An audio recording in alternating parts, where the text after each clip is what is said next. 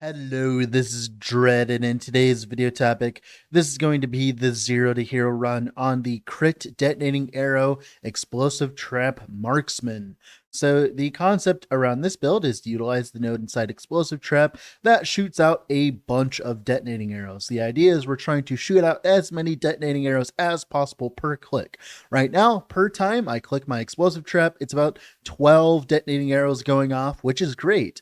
Now, normally, most builds currently that play this kind of mechanic, they try to go for the node inside detonating arrow called mana arrow. Now, what this does is it turns off the explosion for detonating arrow, and it reduces your damage significantly, but then it makes it so that you don't have to worry about the mana cost on detonating arrow. Now, of course, that works fine and dandy, but I wanted to try a version where we didn't grab this node and we just worked with the functionality of course, detonating arrow without the mana arrow node. It turns out it does a lot of damage. Now, there are builds that exist that are very similar to this, including with like the Drelkors, like detonating arrow dagger and stuff like that. But I wanted to play it as an actual marksman because there's a lot of synergies that make this build function a lot more than meets the eye. So the biggest thing here is we're abusing, like full hard, we are completely abusing mana warp. So the idea here is we throw out an explosive trap, which is a trap, not a bow attack. So it doesn't get the increased mana cost. That's why we actually turn off blast rain eventually. Cool, right? And the explosive trap is like 20 mana per throw, which is nowhere near as much as it would be if it was a bow attack, right? If we converted it into that. Then, of course, each detonating arrow with the Drelkors compass that we have has a 7 mana cost. Now, this wouldn't happen if you didn't have a Drelkors because it would have like maybe 14 mana cost at this point. So we're getting half mana cost by running a Drelkors compass. And then, of course, we're utilizing mana warp, which makes it so that our puncture goes from giving us, I think, like 8 mana per cast to giving us 23 mana per cast.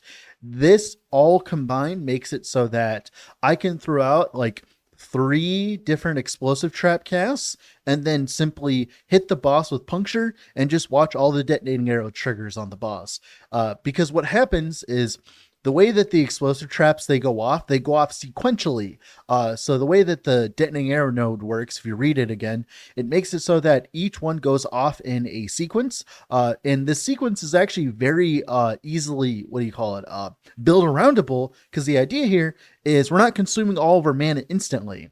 So what we can do is we can just make our puncture and our mana regen give us as much mana as possible, because the biggest problem with this build specifically is if you go to 0 mana, your explosive trap stops shooting out detonating arrows. We don't really care about how much mana we're at. As long as we're at positive mana, we'll be casting detonating arrows. And that's what we want to do, is maintain positive mana during the quote-unquote combo.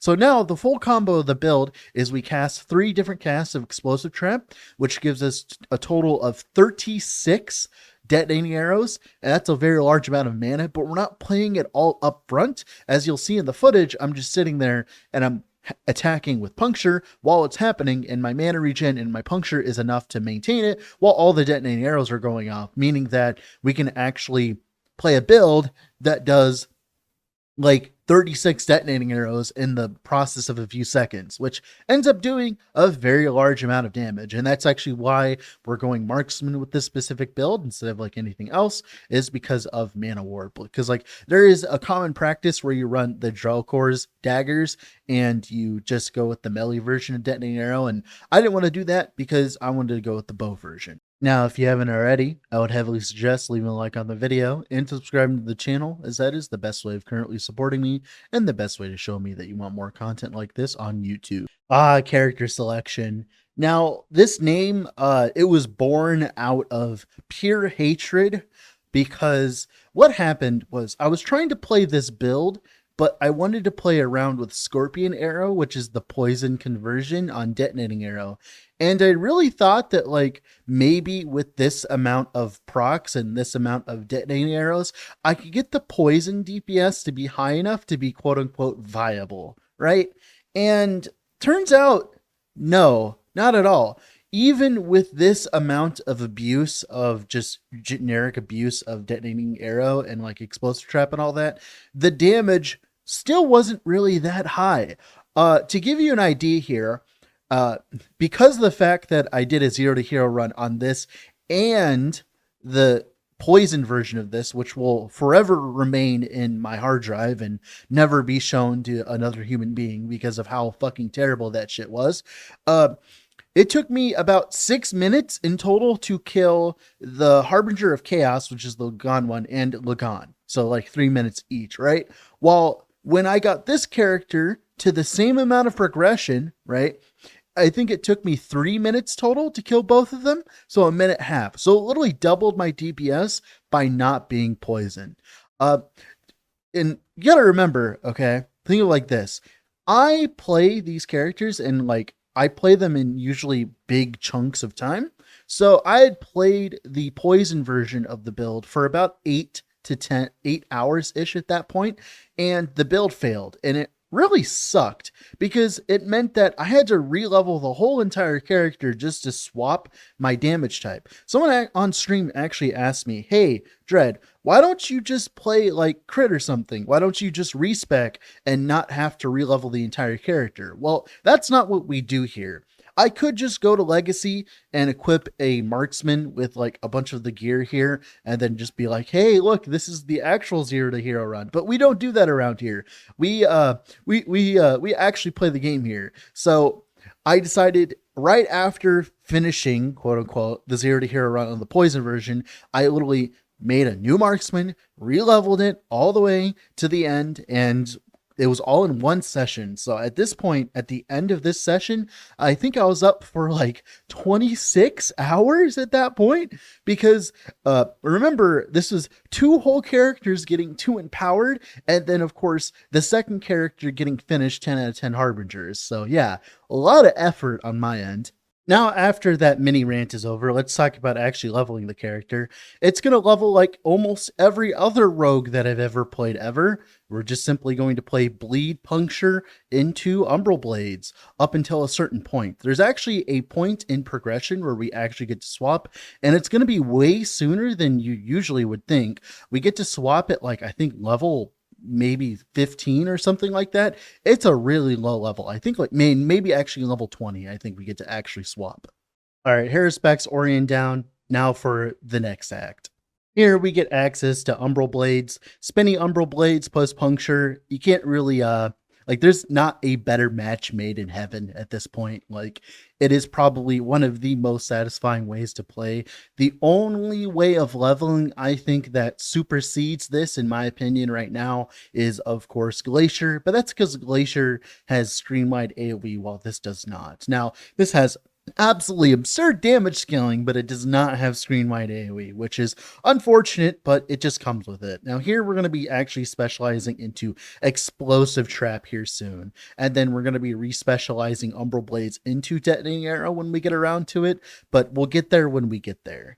Okay, here's where we actually respec our detonating arrow and our explosive trap here. You can see in the planners down below in the description of the video, this is like where we do a quick respec, and this is where we have a explosive trap shooting out detonating arrows for us. Now we actually don't turn off the explosion, like I said, and that combined with Puncture's bleed stacking early on is literally all of your damage and carries you all the way into like early end game. To be honest, I do try to swap into crit as early as I can, but generally, you know, you're going to be relying on that bleed damage for a bit.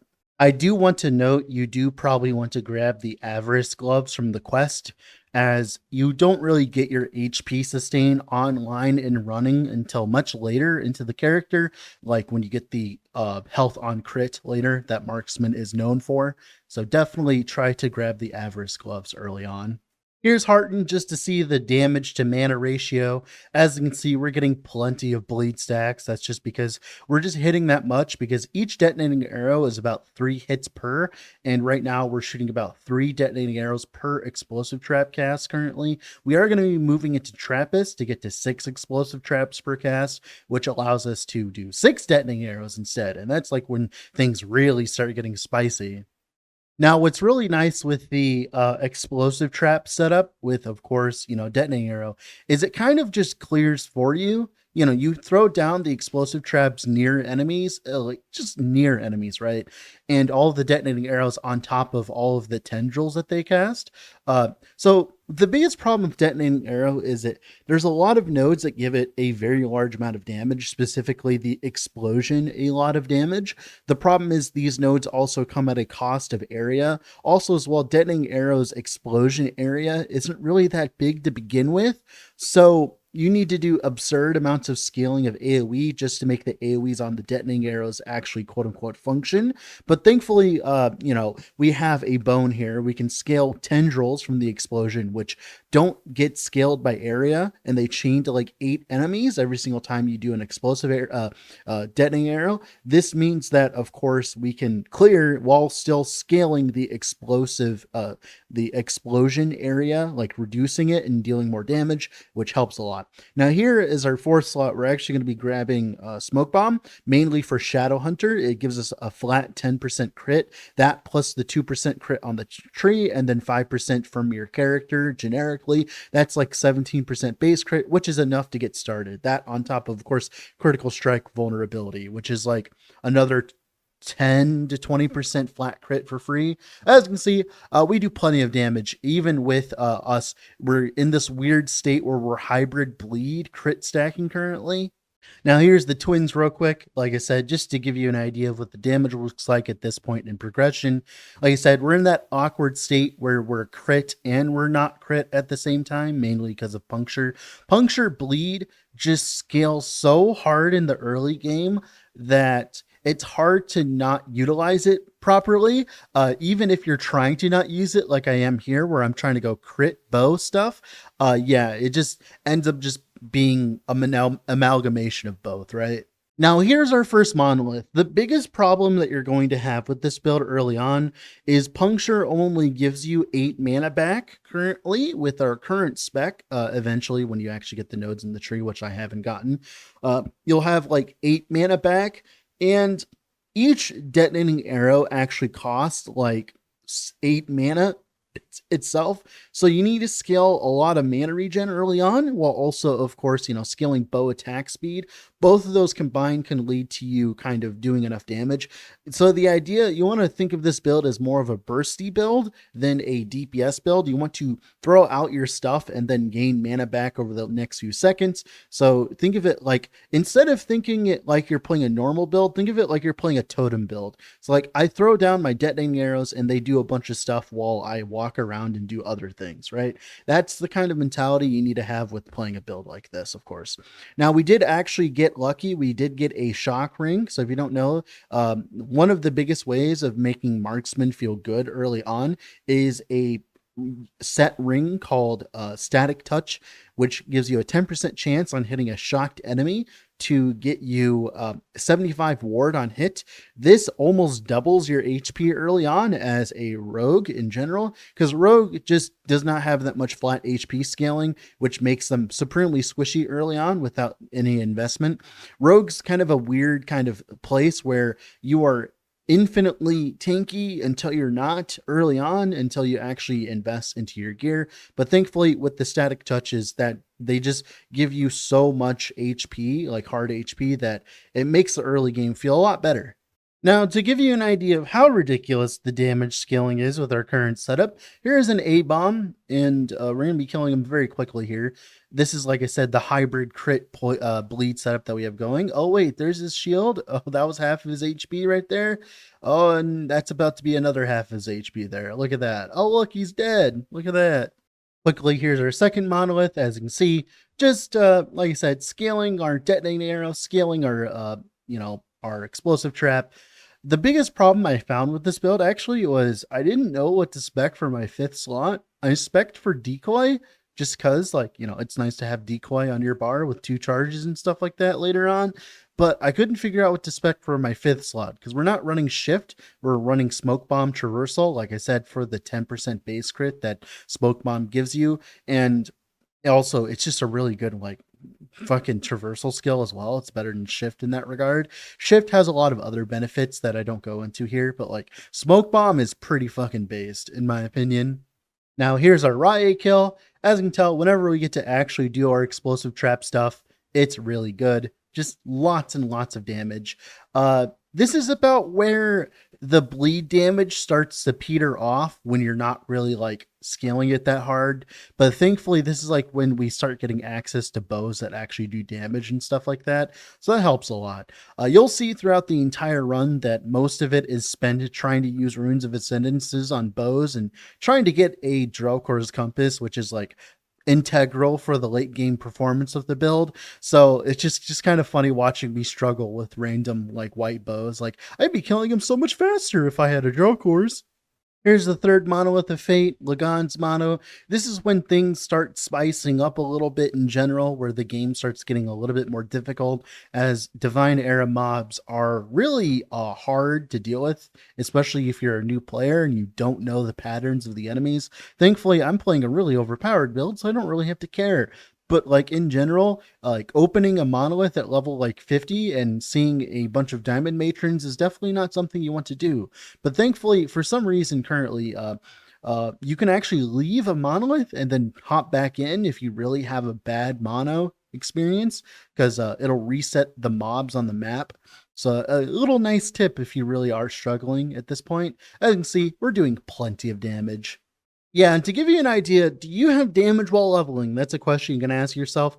Well, see how fast you blast past Lagan, because Lagan is a pure meat shield. Like he's got plenty of HP, so watching him die very quickly is definitely like the way to go. Although I am a little scared of the fists, because they do a lot of physical damage, and I'm not necessarily the tankiest rogue in the world here. Now here's our Reign of Dragons monolith. Here's a quick mono here. So like I said, I'm desperately looking for Drelkors compasses or anything that could be a Drelkors compass, mainly because, it really does elevate the build significantly, as you'll see later. But the Blast Rain version, I will say, it did fine. Like, obviously, we're not getting the absurd mana back with mana warp and all that, but like it didn't feel bad. And you also get the damage scaling from the explosive trap itself, because it scales as a bow attack when it's not a trap, right? So you still get damage from it, but it's definitely interesting, I will say. Definitely interesting just playing the Blast Rain version for so long, because like I could see people wanting to just play the Blast Rain version of this.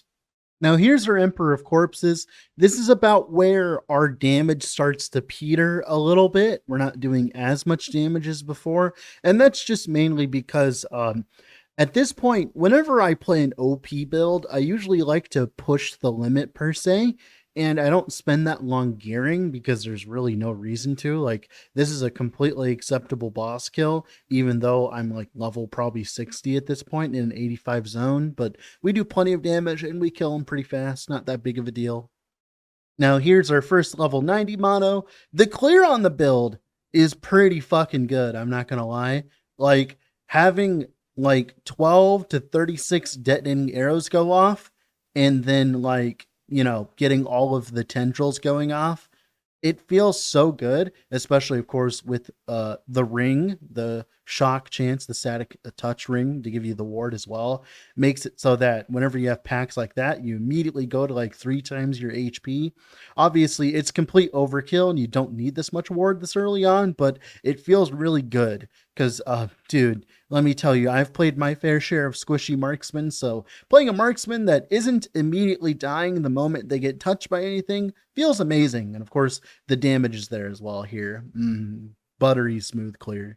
Now here's our Spirits of Fire. Quick tip is you can actually kind of run to the edge of the screen here. I know if you've like watched the Zero to Hero run series before, you'll know this trick already, but there might be a noob playing this, so give them an idea. Got to group them up, and then we can use the tendrils. The tendrils will make you just end up doing so much damage, and of course the explosions have a decent amount of AoE, so they kind of shotgun. Whenever we do actually get to use our mana here, the biggest problem with this build, of course, early on is the mana cost. You have to like constantly attack with puncture while your explosive traps are going off, but that's fine. There's nothing wrong with that.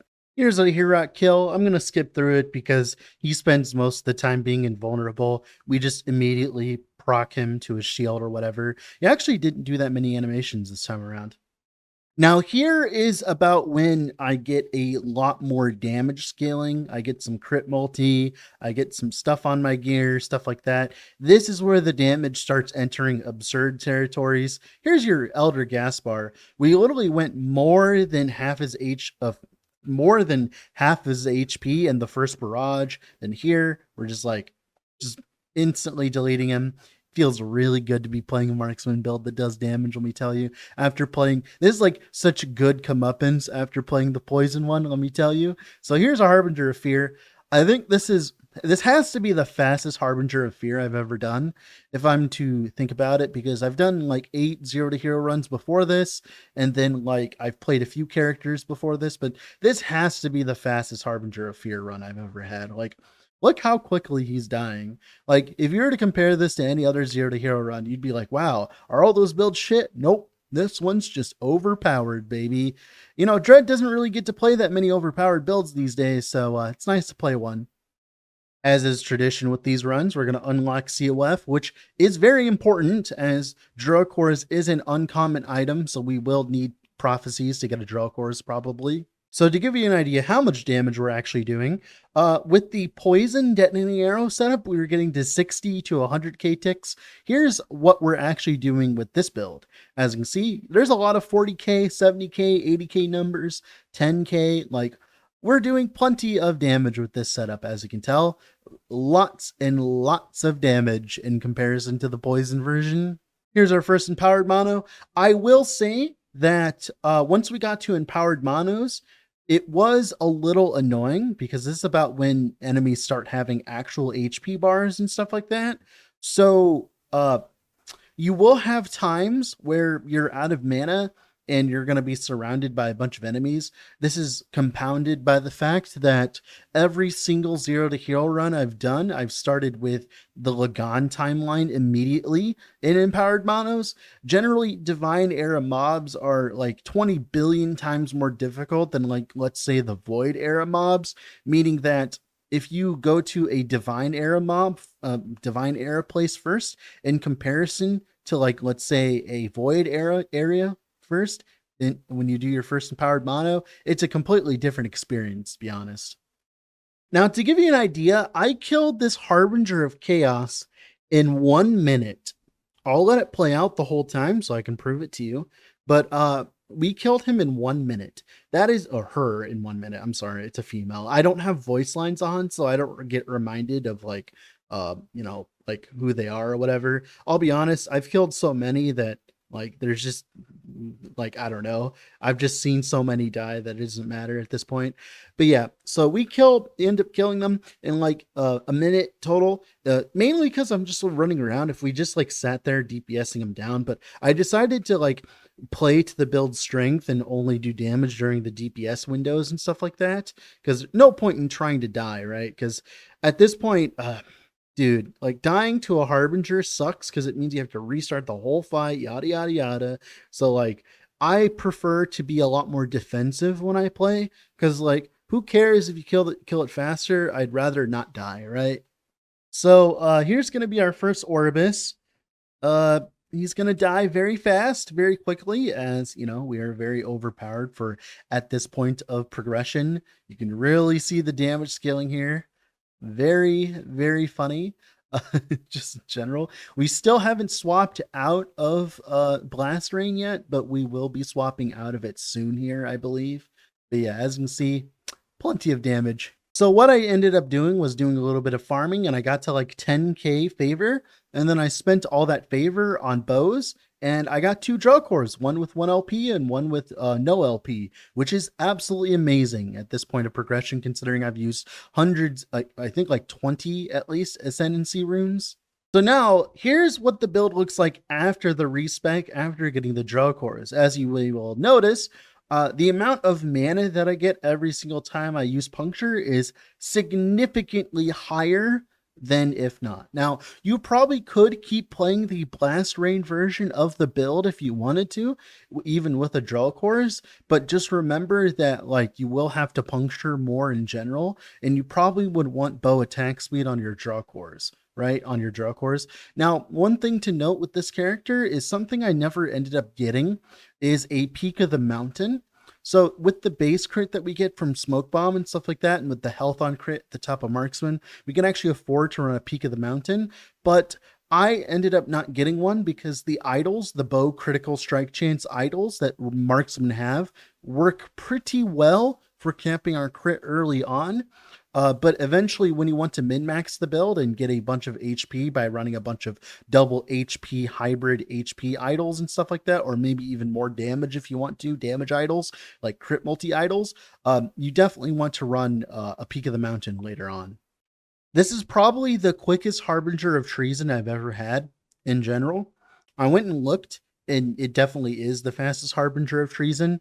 You'll have like times where I played like Tempest Strike where it took like, I don't know, like 3 minutes to kill it. And then you swap to this and it takes like maybe a minute. Oh boy, sometimes. Although to be fair, like, this is a little overtuned a little bit. And I also ended up getting a little bit lucky later on, as you'll see. My Drelkors compass is actually way better than it should be at this point in the run, in my opinion. As you can see, we do plenty of damage.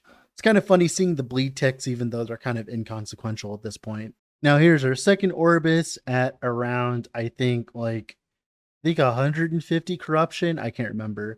This one actually takes a little bit longer because it is a blood or I thought it was a blood Orbis. No, it's actually a poison Orbis. I couldn't tell, to be honest. I did accidentally die to his dot AoE there because I was getting cocky on stream. But yeah, there you go. Killed Orbis. Woo. Now here's our fourth Harbinger, Harbinger of Ash. This one is nowhere near as difficult as it is on like a melee build, mainly because I can do this. I can actually go and do damage to him at a range instead of being forced to be in melee range. And imagine that. The anti-melee mechanics don't really matter to a not melee character. And of course, we do plenty of damage to Rose's ass as well, of course, right? But generally, like I said, I play way more defensive than you probably should. I'm a lot tankier than I seem at this point, thanks to the health on crit and, of course, the ward on hit as well, because I have double static touches at this point. But, I play defensively because I actually like getting through the content without dying often. I'm waiting for him to die here. There you go. Now, to keep you updated on the clear, here's some 200 corruption clear. Like I said, the damage is so high right now that even bumping up to 200 corruption like this while also having all of these increased health modifiers and all that is really not that big of a deal. Like, we just do plenty of damage anyways. Not that big of a deal at all. Like, really, it really isn't that much of a deal. Our detonating arrows just doing so much damage. Turns out when you shoot 28 or 27 detonating arrows or whatever, or 36 detonating arrows at once, turns out that then tends to do a lot of damage. Lots and lots of damage, It's really nice, though, having the puncture, though, on my bar and being able to get like 23 mana when using puncture. It's a very satisfying feeling. Now, one thing I will note, you probably should eventually invest into some throwing attack speed. That's actually something I wanted to do on my gloves, but I never managed to get a pair of gloves that had throwing attack speed on them. But definitely getting through some throwing attack speed will make the build feel a lot better quality of life wise. Now here's our Harbinger of War. I actually had a few difficulties with the Harbinger of War, mainly because the dot damage is very high on this character, on Harbinger of War, and we're playing a Marksman, and Marksmans don't get that much dot defense early on in general. So, whenever he does the dot thing and I'm not standing, I'm like standing still or whatever, he can do a lot of damage to me. But thankfully, we do so much damage that we don't really have to care about mechanics that much. As you can see there, we have a very close call there. But thankfully, this is like where the crit, health on crit, and the ward on hit start to show off. Like, how quickly I get back to max HP and stuff like that when I actually get to attack them and stuff. The biggest problem, of course, with the Harbinger of War is they move around a bunch. As you can see, another very close call because of the dot damage. It only took one tick to get me to like 200 HP there, which felt really bad, but that's just, unfortunately, Marksman is just like this in general, unfortunately. I'm waiting for it to die. There you go. All right, here's another Orbis here. Another poison Orbis. Of course, I'm playing a marksman, which means, poison sucks, but whatever. We do plenty of damage. It doesn't really matter. Orbis is has been so power crept that he's not really that much of a difficult boss fight anymore because we can just simply outgear him, especially early on. Later on, of course, if you push to thousands and thousands of corruption, that's where he starts to be difficult, of course. But, early on, it's not that big of a deal. You just do plenty of damage, right? Now, here's some 300 corruption gameplay here. Here we go. Now, this feels good and all, but I was starting to lack a little bit of just survivability at this point, mainly because I bumped up to 300 corruption from 100 in the period of maybe at most 2 hours at most or something like that. I was live streaming at the time, so I could go check, but it doesn't really matter. At this point, this is where the build enters a phase where I stop caring about gearing because I'm going to be ending the character here soon. So might as well just boss rush to the end, which is what I usually end up doing. Speaking of boss rushing, this is the part of the run where I just simply spam a bunch of Harbingers. So here's the Harbinger of Pride. Went down pretty well. Not really that big of a deal. At this point, the Harbingers really can't do anything to really fuck me up at this point, So we're doing completely fine here.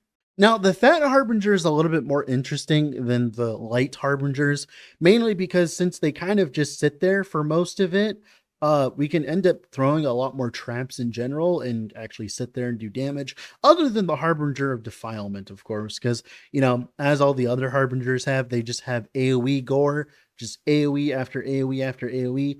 Now, as you can see, I did end up actually improving my HP slightly. We got up to 2100.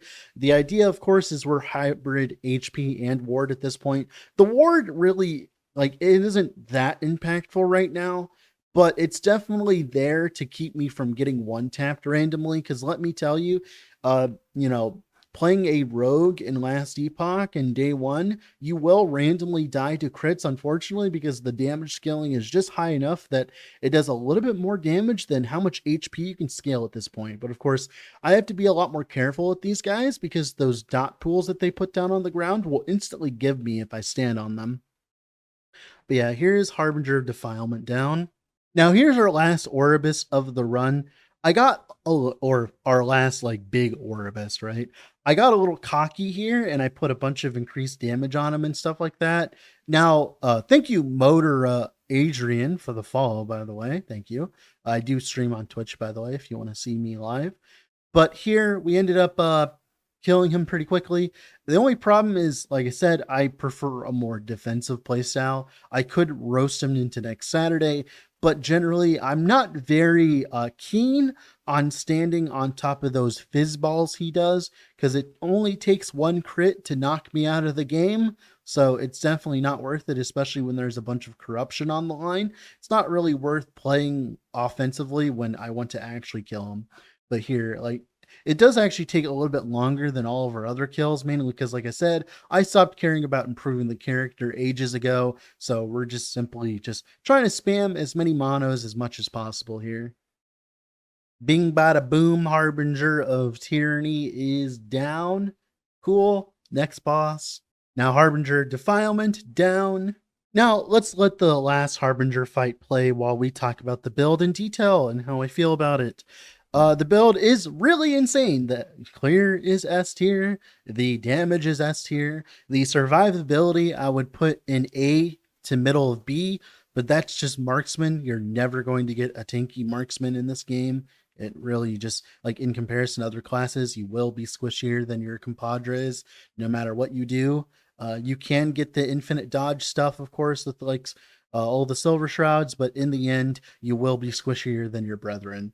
But yeah, Now, the character is really annoying to play until you get the Drelkors, mainly because you get 8 mana per cast instead of 23, while of course, your detonating arrow still costs 8 mana per. So the blast range version does actually feel more like smooth, mainly because your bow attack speed will apply to the blast range. You don't have to scale throwing attack speed, but trust me, in terms of just numbers in general, the just going the throwing route with, of course, mana wrap and stuff like that is just much better for you in general. All right, let's go through the entire build real quick here. So for detonating arrow itself, mainly we want to grab all 4 points in arcing blast to get all the tendrils. This will increase your clear significantly. The main reason why we do this is because we want to make sure that we're actually clearing things, because the explosion itself does plenty of damage on single target, but the arcing blasts are kind of there to help with clear specifically, right? We want to be able to clear still while also scaling our explosion to do as much damage as possible. Speaking of that, we actually have Beast Slayer Arrow. We're increasing our arming time. This is on purpose so we can get the explosion hit damage per second. Then we also grab delayed detonation for the more arming time. The main reason why we're doing it this way instead of like going and grabbing these nodes over here is because this node here, Infused Discharge, it will cause you to actually suck up your entire mana bar every single time. So it's much better to just completely ignore this node and try to not use this node and focus on this side of the tree, which we do. Then we grab 3 points in Lethal Blast for the more damage, obviously, right? And then 3 points into the more damage. This is the node that makes it so that your Explosive Trap has no clear, but it's fine because we can just grab Arcing Blast instead and have plenty of clear anyways. And that's pretty much it for Puncture. Now for Explosive Trap, mainly all we care about, getting the max traps thrown. We want the mana cost, of course, because we're not actually doing damage with Explosive Trap. Get the mana efficiency here, grabbing Automated Bombardment and Trap Sprinklers so we get double the amount. So instead of getting only 6 traps, we get 12 traps in total. We do want Trebuchet. This will throw traps to enemies instead of throwing the additional trap, which improves your clear significantly. Very good nodes. We also grab Arrow Traps. Then we eventually grab Blasting Device as well, as it gives us a very large amount of flat dex damage based on our dexterity. Right now, I have like 55 dex. That totals out right now to like, let's see, about like 14 times 2. It's like 30-ish flat right now, which is a lot considering our bow only has like 100 flat on it. So it's a lot of extra damage by using it this way. We also grab the conversion nodes and Trappist. So we actually throw 6 traps in total. And of course, those 6 traps will then throw, 6 more traps. And all of those traps will also throw an associated arrow trap as well with a detonating arrow. That's pretty much it for Explosive Trap. Smoke Bomb, we're making it our traversal skill utilizing Cloaked Incursion, and we're also utilizing Shadow Hunter here for the base crit. This, on top of all of our crit on our tree and the crit vulnerability that we have, can help us get to very close to 100% crit. We also grab Moonlight Bomb to give us Silver Shrouds, which allows us to automatically dodge the next attack. Makes it feel really good in bosses in general, because every 5 seconds we have one time where we just can't get hit. And then, of course, as well, we grab Impending Gloom for the growth speed in the area, mainly so that the area of our dust shrouds is big enough, like the area of our smoke bomb, so that it covers us for a decent amount of area. Because what will happen is we'll use our traversal smoke bomb, move to somewhere else, and we won't get the buff anymore from the shadow hunters. So we want to get the AoE as big as possible so that we have more room to move around so we can dodge. And of course, Puncture is just utility, mana from here, get as much attack speed as possible, get as much attack speed as possible. That's pretty much it for Puncture. Everything else is just like whatever. Then for the last skill, I'm running Decoy, mainly to help us like be able to set up our traps, because remember, because of the arming time thing, our traps take a while to go off and stuff like that. So having extra time to throw them down is great, especially on bosses. Now, of course, you could put any other skill here, but I'll be honest, I couldn't find a skill that was actually worth putting there. So that's pretty much it for that. That's pretty much it for the skills. Let's talk about passives that are important. So mainly here, just getting the extra mana when we use a skill that costs 0 mana, getting as much dex as possible as well. Make sure you get this attack speed as well because you want throwing attack speed. Throwing attack speed is very important for this build to function because remember, we're throwing our traps and then using puncture, which is a bow attack after that. So we want to scale throwing and bow attack speed at the same time. Speaking of, in Falconer here, we go all the way up to pelt less so we can get the throwing attack speed. We just want as much throwing attack speed as possible to make our life feel a lot better in general. That's pretty much it for that. Then for our actual marksman tree, bow attack speed, some crit vulner here and there, as much dexterity as we can get. Then the Silver Shroud, getting the Sharpshooter for the percent bow damage, 250% total, and also a little bit of extra armor shred as well. Getting the crit from here is great. The crit multi and the health on crit, this is actually all of our sustain and will let us actually transition into, of course, a Peak of the Mountain later. We do actually grab Master Archer. I don't think it's actually worth it per se, but the area does help with the shotgunning on on clear and stuff like that. But I don't know if it's actually worth it. Eventually, you'd want all 10 points of ethereal arrows. We just don't have it right now. Then as well, we grab mana warp to get a bunch of mana back whenever we utilize puncture. And that's why we're actually using Drelkors, is if we actually look at the mana cost of our detonating arrow here, it's like 7 mana cost here. But if I take off my Drelkors, it's 14. So we definitely want to utilize a Drelkors compass to reduce that mana cost. Because remember, we're shooting out 27 of these. So making our what is it called? Detonating arrow as low as mana as possible is very important to make the build feel good. And that's pretty much it for the passives. Let's talk about gearing. So the only mandatory items I would say is Drelkors. Everything else is not mandatory. The Invoker static touches are very good for giving us a bunch of ward, but they're not like overpowered. They're just simply really good early on when you're like a squishy marksman that has like 500 HP. But later on, once you actually get some HP scaling, it's a lot better to swap off of these and go for just HP scaling at that point. It's just like, you know, early on, it just feels really good to have like an extra 1,000 ward all the time. But later on, you do want to dump these for more damage and stuff like that. Then the helmet here, increased damage, dexterity, HP, eventually more HP there, good base as well. Amulet here, you want mana regen wherever to help us sustain the mana cost of our detonating arrows. Right now I'm at 18 mana regen, but we definitely want more than that. So we got mana regen, eventually you'd want crit multi probably there, then HP, and then sealed frailty, probably on a better base too. Chest here, detonating arrow level, dexterity, HP, and eventually you'd want double HP there, but I didn't manage to get it. Obviously on a better base as well. This is the quiver you want because of the 9% more damage to slowed enemies. Cool. And then you want double flat prefixes on it, or maybe bow attack speed if you really want it. That res, and that should be pretty good there. Then belt here, just HP. Eventually you want mana regen on this as well. And then lightning percent damage. Our gloves here, HP, dexterity. Eventually you want throwing attack speed there. It'd feel much better if you had throwing attack speed. Then boots here, HP, dexterity, movement speed, of course. Then our relic here, mana regen, eventually crit multi probably, or mana regen, either one, right? And then res, and then probably on a better base. Then for idols, we're grabbing bow critical strike chance on our idols.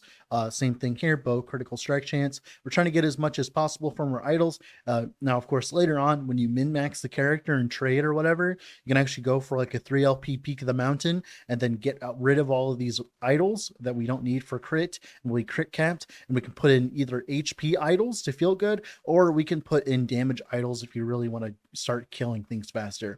And of course, as well, we have shock chance on both of our idols here to support the invoker static touches, but later on you only need like one shock idol if you really like want the shock, right? For the specifically for the damage for the detonating arrow, because it is lightning damage based. And that's pretty much it for that. That's pretty much it for the character. So with all that being said, this has been Dread, off to go do something else. Bye.